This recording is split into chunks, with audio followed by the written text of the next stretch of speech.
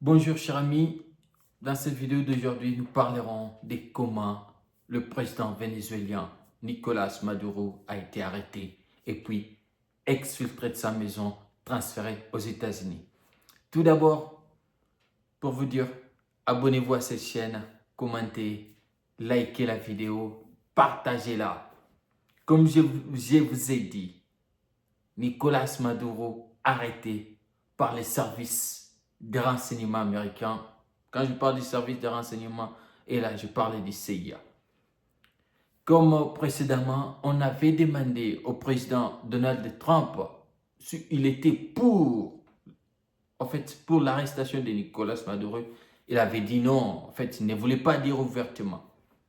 Et comment est-ce que Nicolás Maduro a été arrêté? C'est clair, cher ami, c'est clair. Nicolás Maduro a été arrêté par l'entourage, son entourage. Son entourage l'a vendu. En fait, ses gardes du corps, sa garde rapprochée, les gens autour de lui l'ont vendu. En fait, la CIA, le service des renseignements américains, ils se sont infiltrés autour de son entourage pour avoir un espion, pour leur détailler à quel moment faut-il l'arrêter, où est-ce qu'il réside. Parce qu'au moment où, avant son arrestation, le président Nicolás Maduro, il était déjà sûr que peut-être il allait être arrêté, peut-être qu'il allait être assassiné. Oui, il le savait, parce que il y a de cela des mois, le bateau de guerre, les navires de guerre américains étaient tout aux alentours de Venezuela. Vous voyez? Et cela montrait déjà les signes. Et selon les sources sûres de Venezuela, ces sources-là démontrent que le président Nicolás Maduro ne dormait pas à un seul endroit. Il ne dormait pas dans la résidence officielle présidentielle du Venezuela. Il dormait en fait dans des bunkers privés.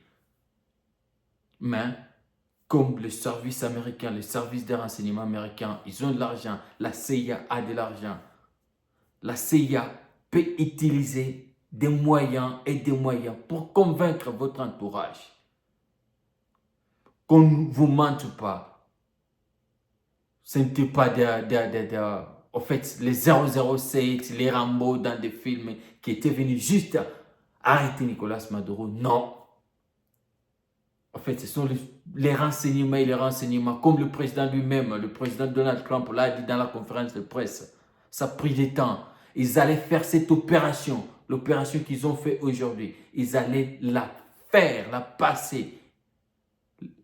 En fait, les 3 jours passés, mais le climat n'a pas permis. Il y avait du vent. Alors, ils ont pu attendre. Ils ont utilisé des moyens. Alors, tirez toujours attention. Tirez attention à votre entourage. Alors, les dirigeants qui nous regardent, quel est cet entourage qui l'entoure? Alors, l'entourage de Nicolás Maduro l'a vendu. En fait, l'armée l'a vendu. Même, je peux dire même les politiciens. Parce que certains politiciens, certains de son entourage de politiciens savaient là où il dormait. Ou soit l'armée, sa garde rapprochée savait là où il dormait. Parce qu'il n'y a pas d'image officielle sur la chaîne vénézuélienne montrant en fait la destruction de la résidence de Venezuela.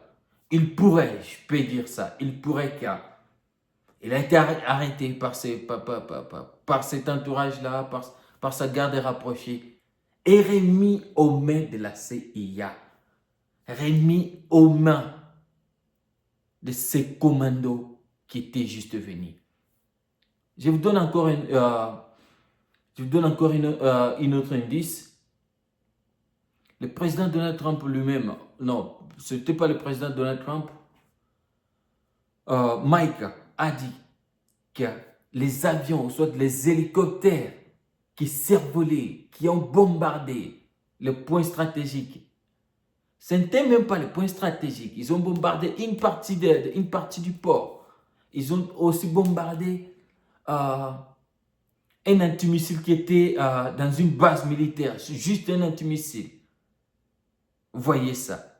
Le Venezuela n'est pas un moindre pays pour qu'on vienne, qu'on fasse un assaut et arrêter le président vénézuélien. Non, je ne pense pas. Je ne pense vraiment pas. Il a dit cela, car les hélicoptères puis les bombardements qui s'étaient passés, c'était juste pour effrayer. Pour effrayer. Pour qu'il n'y ait pas, en fait, ça... Pour qu'il n'y ait pas de panique. Pour qu'il n'y ait pas de panique dans la ville de Caracas. Vous voyez, les gars. Alors, pensez à tout cela. Et vous comprendrez que c'est la vente qui s'était passée. Vraiment la vente qui s'était passée. Son entourage l'a vendu. Si ce n'est pas son entourage, les services de renseignement vénézuéliens l'ont vendu. Si ce n'est pas ça, l'armée.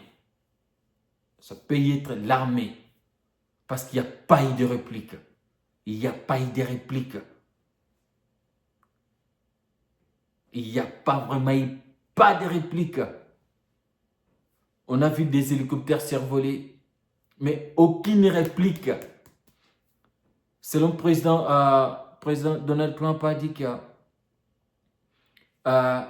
un de ces hélicoptères a été touché, mais il est arrivé parfaitement au navire de guerre. Et tout le monde a... En fait, il n'y a pas eu de morts il n'y a pas eu de morts du côté américain. Et ils ont dit que du côté vénézuélien, ils n'ont pas déterminé s'il y avait eu des morts.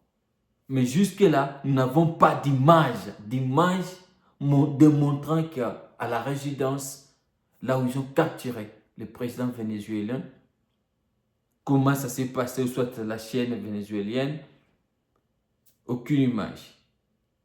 Tout cela amène à des soupçons montrant qu'il y a eu des ventes. Son entourage de Nicolas Maduro l'a vendu. Ce n'est pas du moindre qu'un président de la République. Il a toute une garde rapprochée. Et je pense, aux alentours de son entourage, il doit y avoir